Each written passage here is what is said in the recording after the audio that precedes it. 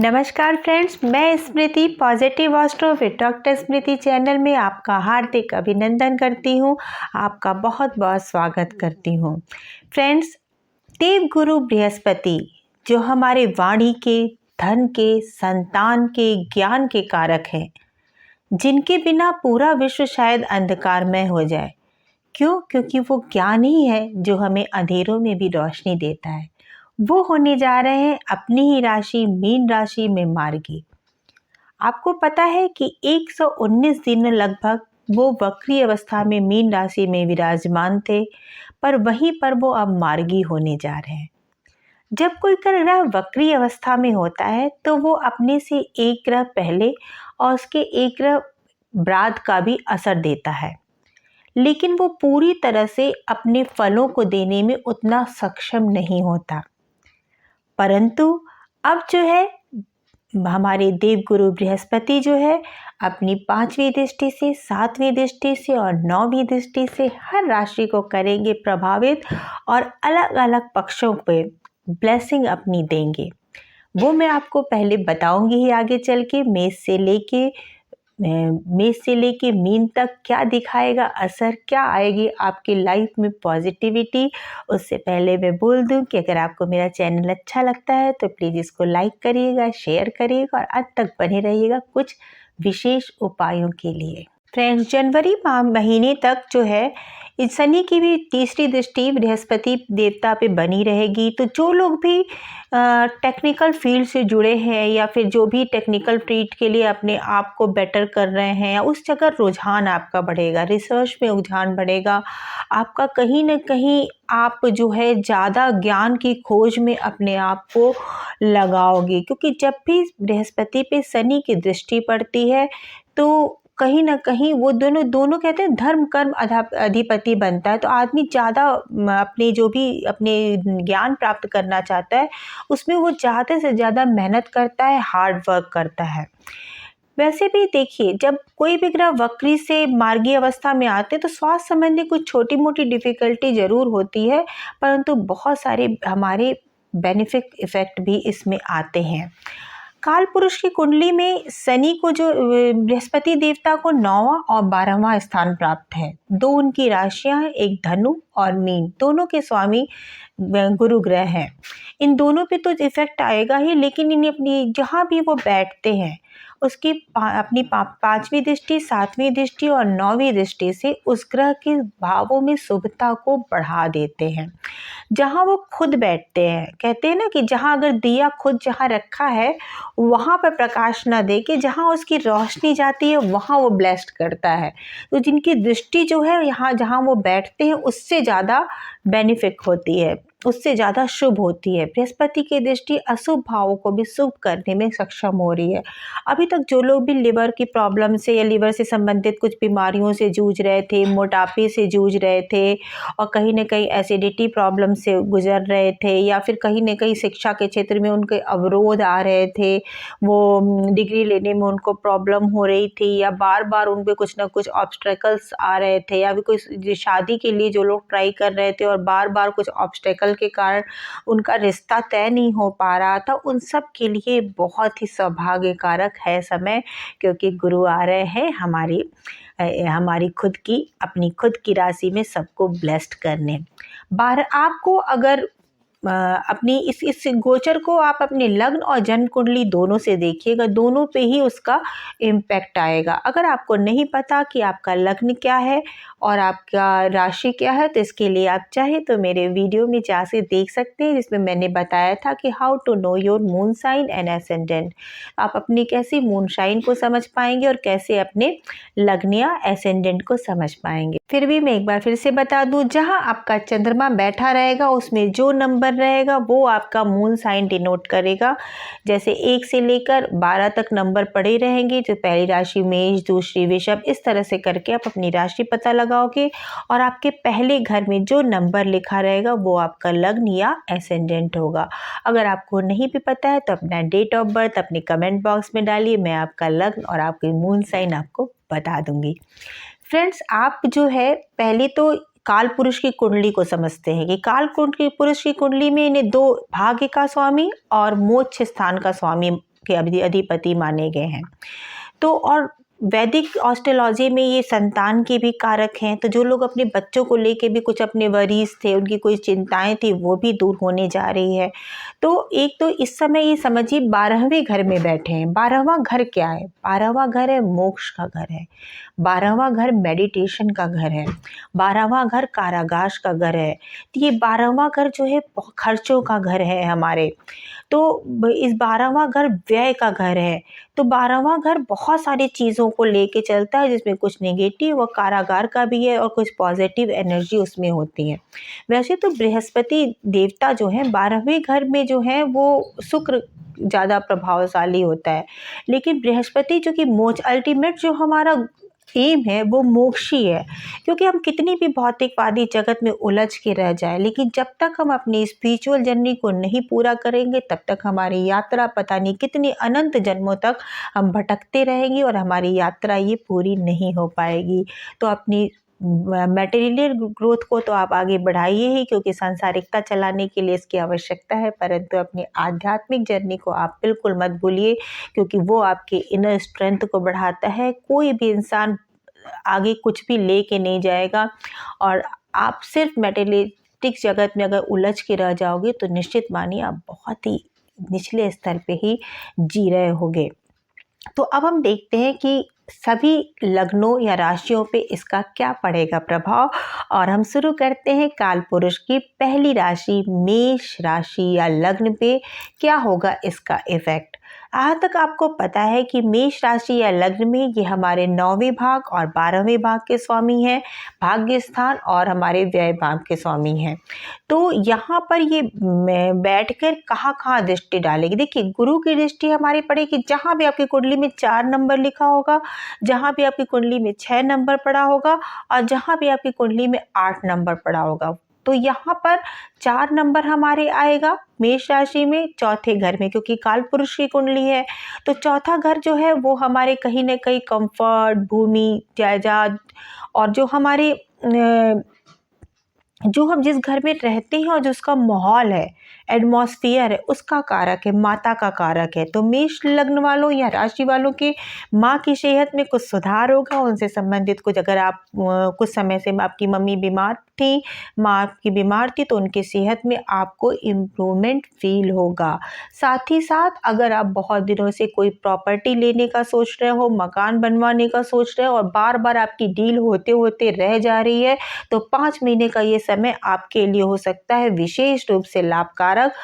आप बिल्कुल प्रयास करिए और आपका मकान जरूर बनने के योग आ रहे हैं। छठे घर में ये दृष्टि डालने से आपकी जो स्वास्थ्य संबंधी समस्याएं थी वो जो है वो सॉल्व होती दिख रही है। लेकिन चूंकि बृहस्पति जहाँ भी बढ़ाते हैं वहाँ एक्सटेंशन देते हैं, तो अगर लीवर वगैरह की कोई भी समस्या आपकी चल रही थी तो अपने खान पान पे नियंत्रण रखने की आपको बहुत ज़्यादा ज़रूरत है। तो ज़रूरत से ज़्यादा तैली ऑयली फूड्स मत खाइए और बाहर के खाने को थोड़ा अवॉइड करिए और स्पिरिचुअल जर्नी में अपने आगे बढ़िए।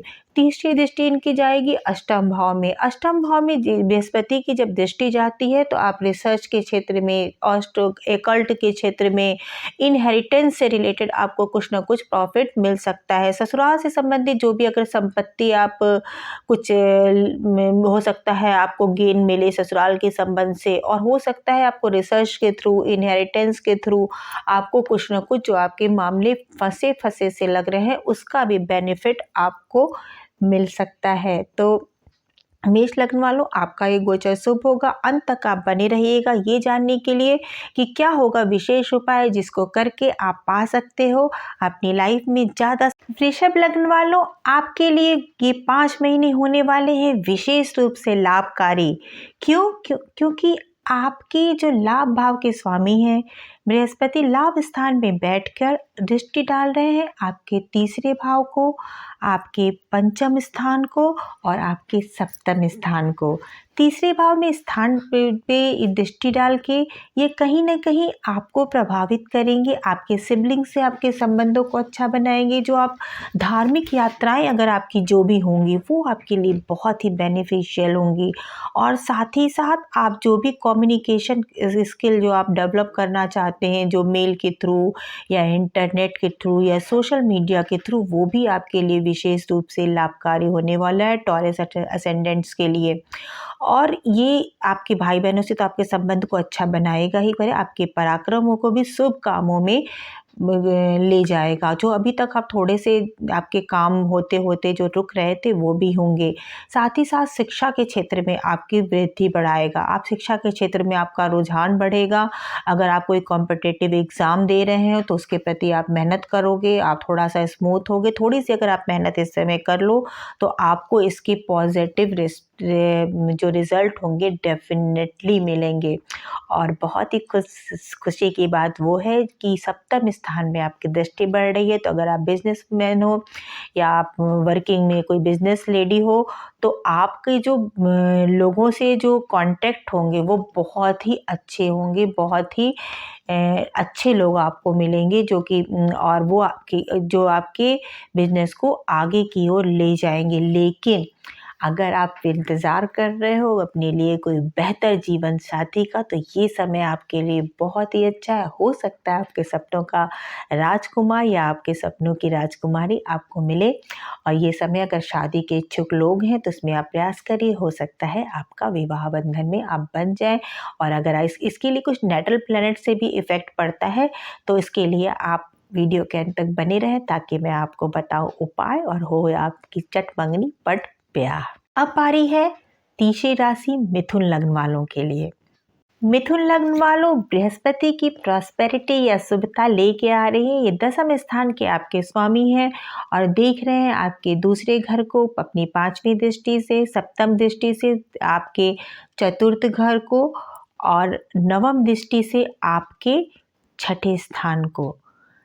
देखिए, दसम स्थान के स्वामी आपके दूसरे घर को देख रहे हैं। दूसरा घर इनका बृहस्पति खुद धन के कारक हैं। तो आपको अपने व्यवसाय से या कर्म स्थान से आपको आय होने के योग दिख रहे हैं।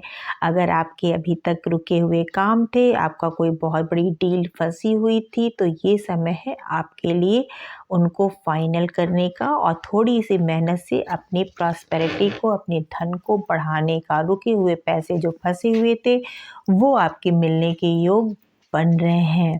साथ ही साथ ये दृष्टि डाल रहे हैं आपके चतुर्थ स्थान को, तो आपकी माता के स्वास्थ्य में भी सुधार होने वाला है। भूमि के संबंधित अगर कोई डील थी तो वो भी फाइनल हो सकती है और घर का माहौल भी आपका अच्छा होगा।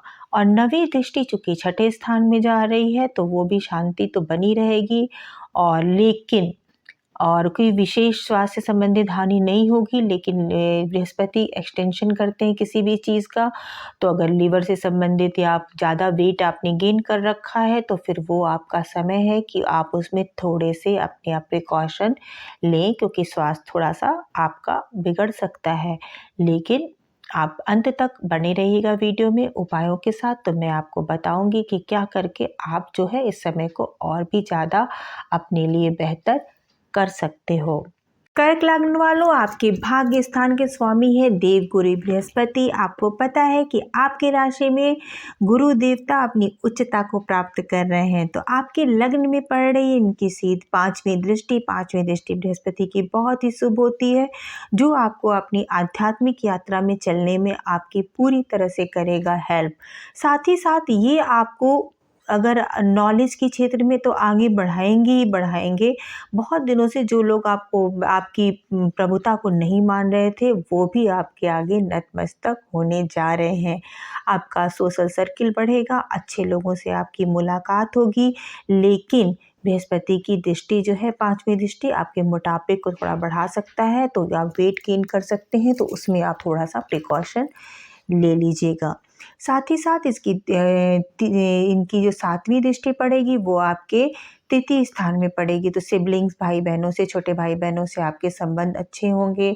छोटी धार्मिक यात्राएं जो होंगी वो भी आपके बेनिफिट के लिए होंगी और आपका जो भी आप मेल के थ्रू या सोशल नेटवर्किंग के थ्रू जो भी आप कम्युनिकेशन करते हैं वो भी आपकी अच्छी होगी। पंचम स्थान पे आपकी किसकी दृष्टि है? आपका संतान 9वीं दृष्टि है, तो निश्चित बात है संतान से संबंधित शुभ समाचार आपको मिल सकता है। जो लोग बहुत दिनों से ट्राई कर रहे थे बेबी होने के लिए, उनके लिए भी ये बहुत अच्छा समय है। हो सकता है आपके घर में भी कोई बहुत अच्छी खुशखबरी आए। संतान से संबंधित भी अगर आप किसी बात में वरी थे, चिंता कर रहे थे, तो वो भी अब चिंता बिल्कुल छोड़ दीजिए, क्योंकि गुरु देवता आपकी समस्याओं को सॉल्व करने आ गए हैं। संतान से संबंधित भी आपको शुभ समाचार मिलेगा। अब है बारी 5वीं राशि या सिंह लग्न की। सिंह लग्न के जातकों के लिए जो देवगुरु बृहस्पति हैं, वो है इनके अष्टम भाव के स्वामी।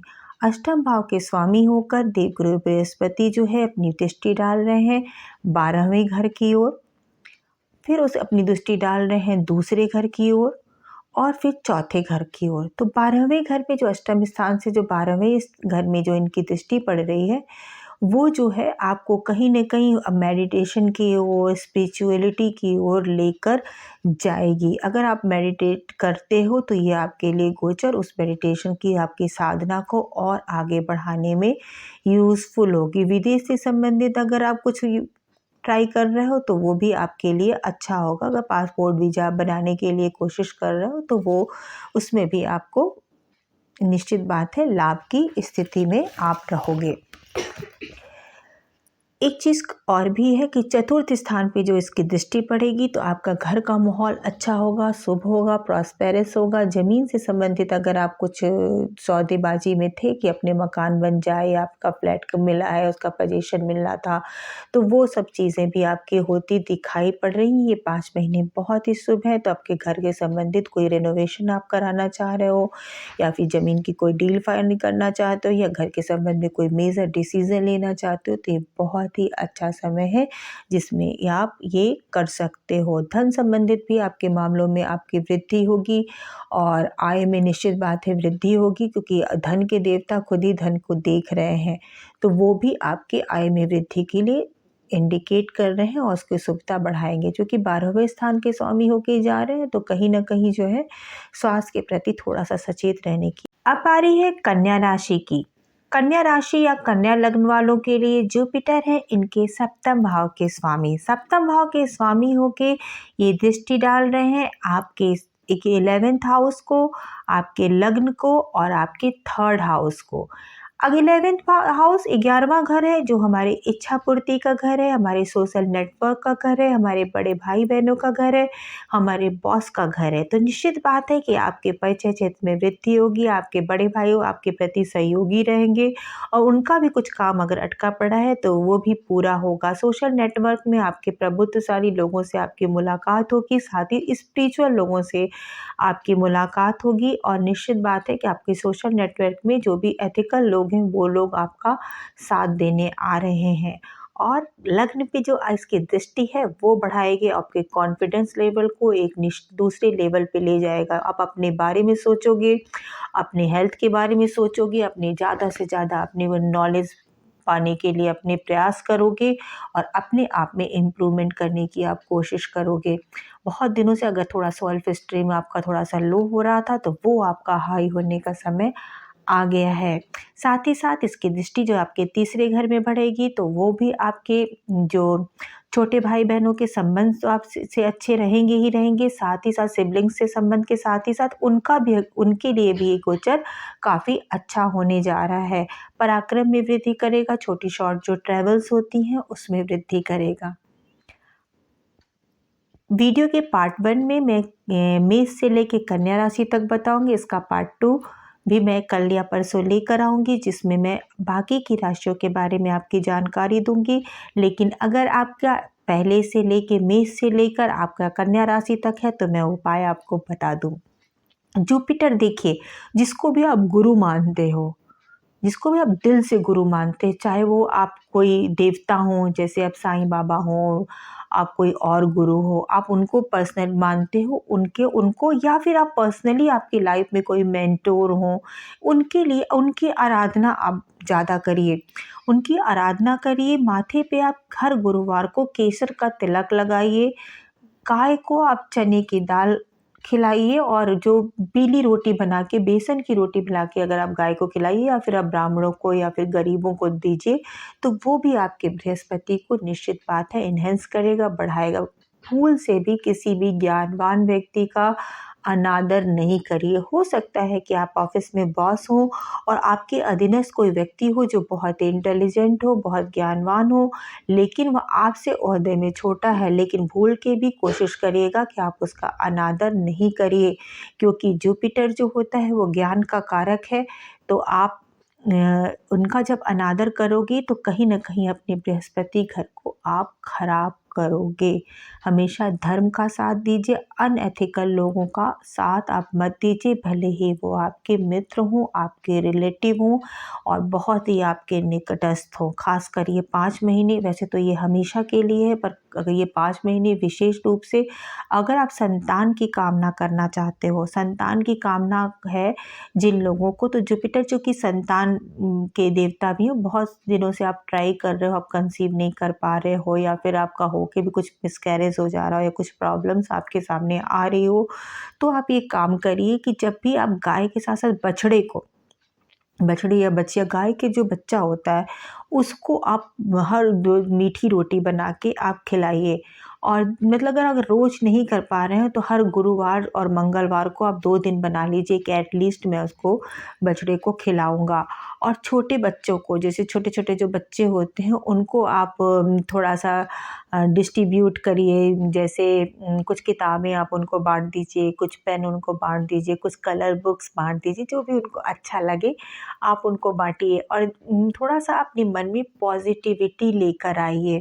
अपने जो भी गुरु आप उनका मानते हैं, उनका आशीर्वाद आप लेते रहिए और अपनी वाणी को आप संयमित रखने की कोशिश करिए। कोशिश करिए कि आप अशिष्ट शब्दों का, गाली-गलौज का प्रयोग ना करें अगर आपको गुस्सा भी आ रहा है, क्योंकि शनि की जब दृष्टि पड़ती है बृहस्पति पे, तो जनवरी तक आप जितनी, अगर आप अहंकार और अपने गुस्से पे, 2 पे अगर आपने नियंत्रण कर लिया तो ये समय आपका बहुत ही अच्छा आएगा, क्योंकि गुरु की उच्चता कभी-कभी आपको ज्ञान का भी अहंकार देती है, वो भी आपको नहीं करना है। अगर आप किसी फील्ड में बहुत अच्छे, आप बहुत अच्छे एस्ट्रोलॉज़र हो, आप बहुत विद्वान प्रोफ़ेसर हो, आप बहुत बड़े डॉक्टर हो, बहुत बड़े इंजीनियर हो, लेकिन आप अपने आप को हम्बल रखिए। कहते हैं ना कि घड़ा जितना भरा होता है उतना छलकता नहीं है, अधजल गगरी छलकत जाए। तो ज्ञान जब कम होता है तभी छलकता है। और अगर आपसे किसी से, अगर आपकी मिस्टेक हुई है, अगर आपको लगता है बहुत दिनों से आपको लग रहा है कि मेरे से गलती हुई है, तो उसकी आप दिल से उस व्यक्ति से माफ़ी मांग लीजिए। और निश्चित बात है आपका जुपिटर है जो स्ट्रेंथ करेगा और आप अपनी लाइफ में अब बहुत ही अच्छा करोगे। 5 महीने आपके लिए बहुत ही शुभ हो, बहुत ही प्रॉस्पेरस हो। इस कामना के साथ मैं स्मृति आपसे निवेदन करती हूँ कि अभी तक अगर आपने मेरा चैनल सब्सक्राइब लाइक नहीं किया है तो प्लीज़ करिए, मुझे भी मोटिवेट करिए और मेरे साथ बने रहिए। नमस्कार।